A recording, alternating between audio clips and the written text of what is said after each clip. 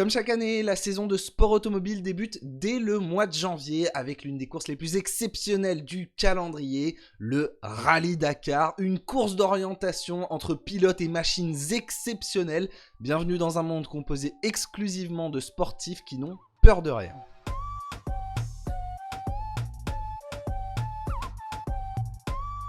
Le plus célèbre des rallye raids s'appelait initialement le Paris-Dakar. Il a été fondé par Thierry Sabine, un ancien pilote de rallye, et a eu lieu pour la première fois entre décembre 1978 et janvier 1979. Et depuis, il a eu lieu chaque année, à l'exception de l'édition 2008, annulée pour des raisons de sécurité.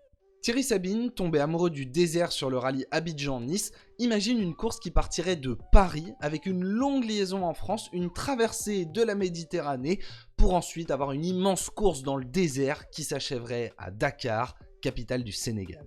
Il adopte alors la devise suivante, un défi pour ceux qui partent, du rêve pour ceux qui restent. Et la formule prend très vite, le Dakar est bien plus qu'une course, c'est une aventure humaine, un rêve, un objectif, lors duquel les plus grands pilotes de rallye raid se disputent la victoire, mais où les gentleman drivers sont également très nombreux, comme Johnny Hallyday, ils partent à l'aventure. Tu te rends compte si on n'avait pas perdu 1h15, on serait là depuis 1h15. Le Paris-Dakar débute sur la place du Trocadéro et propose un tracé à la fois intéressant, original et splendide. C'est une aventure qui change la vie de tous ceux qui y participent.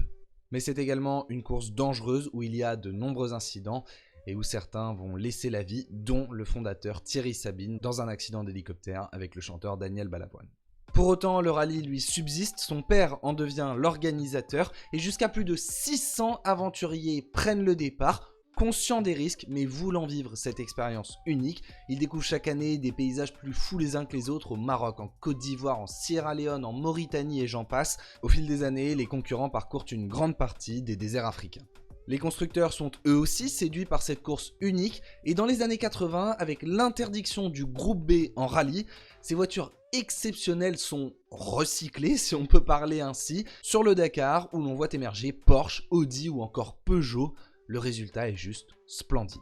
Les transferts entre rallye et rallye raid se multiplient, les plus grands champions viennent s'essayer sur le Dakar, à l'image d'Ari Vatanen, de Juha Kankkunen ou encore plus récemment de Carlos Sainz et Sébastien Loeb.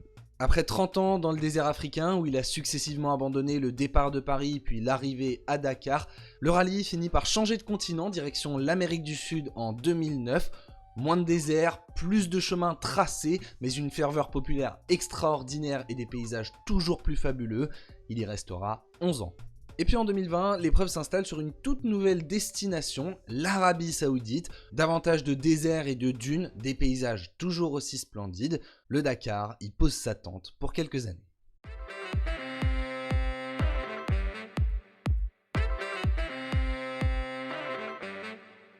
Pour la 5e année consécutive, le Dakar se déroulera exclusivement en Arabie Saoudite, sur le tracé le plus exigeant que l'on ait connu au Moyen-Orient.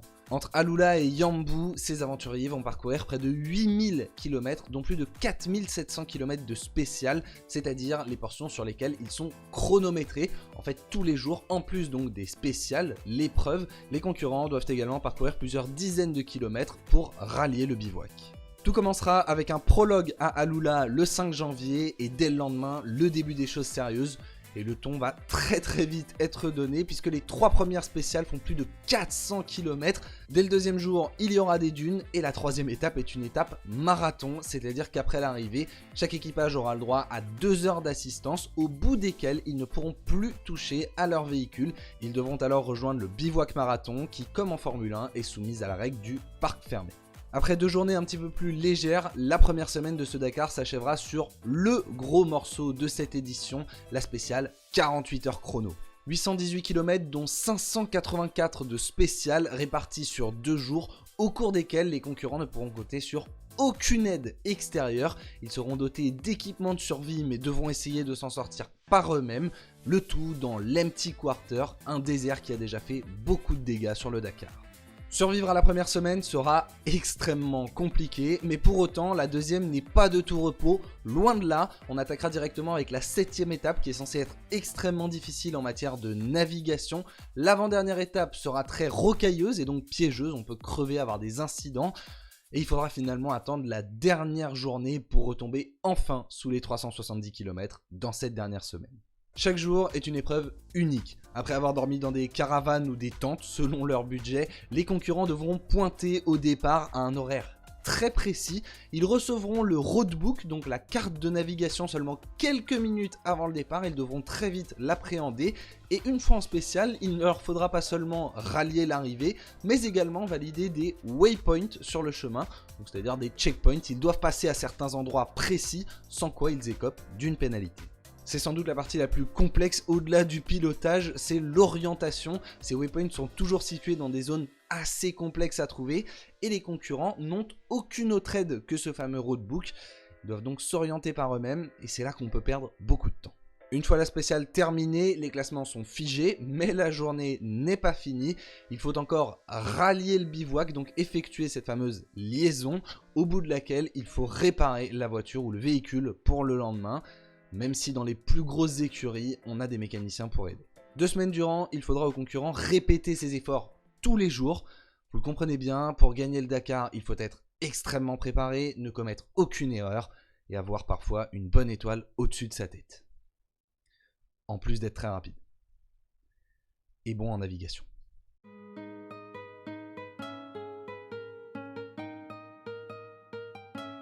C'est l'une des richesses de cette course, le Dakar met aux prises d'innombrables catégories de véhicules auto, moto, camions, quad, SSV et j'en passe. Il y a plusieurs courses dans la course et pourtant tous ces concurrents sont liés les uns aux autres, ils sont tous dans la même galère, mais à l'arrivée, il y a plusieurs classements.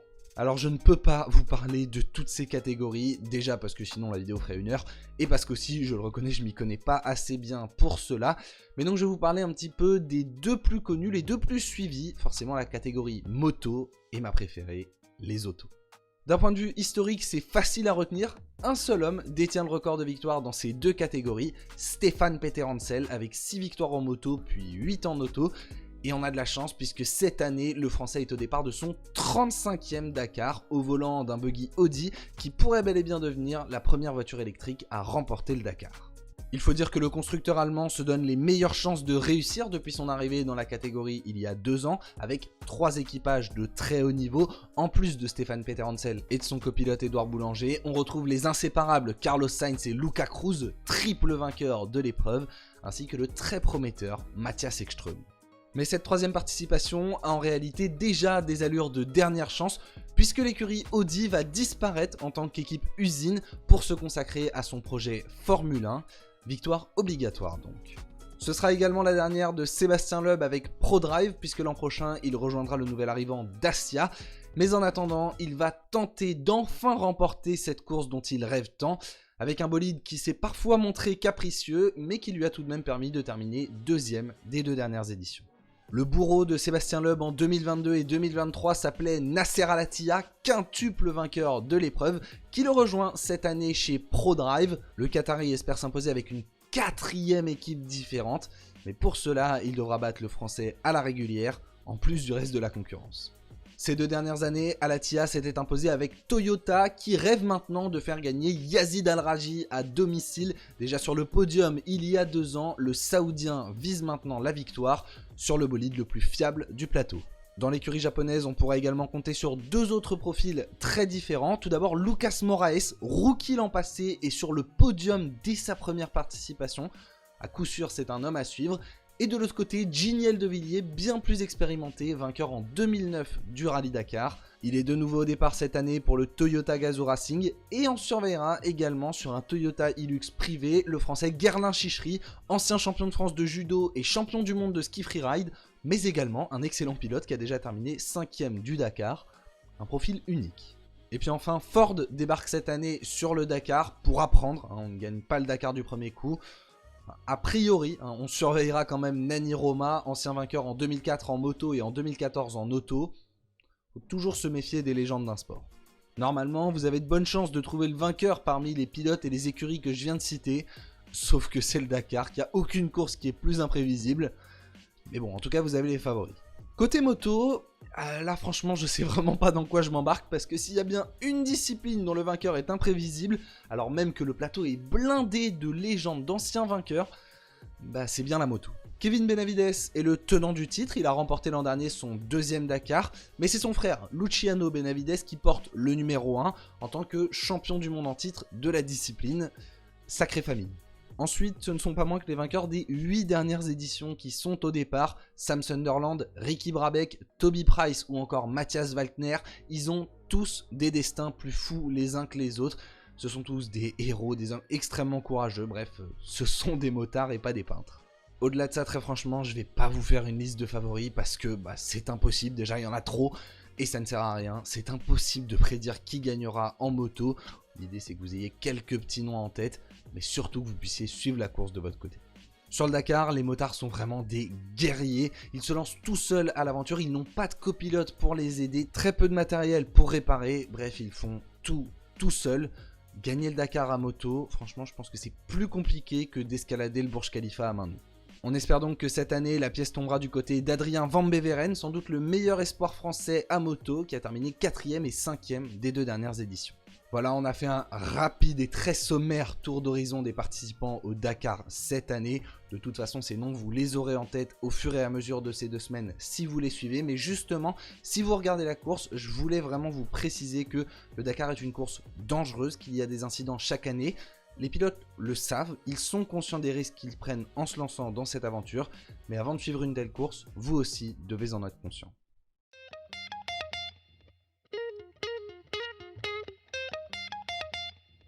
Le Rallye Dakar est une course extrêmement longue qui se déroule au milieu du désert.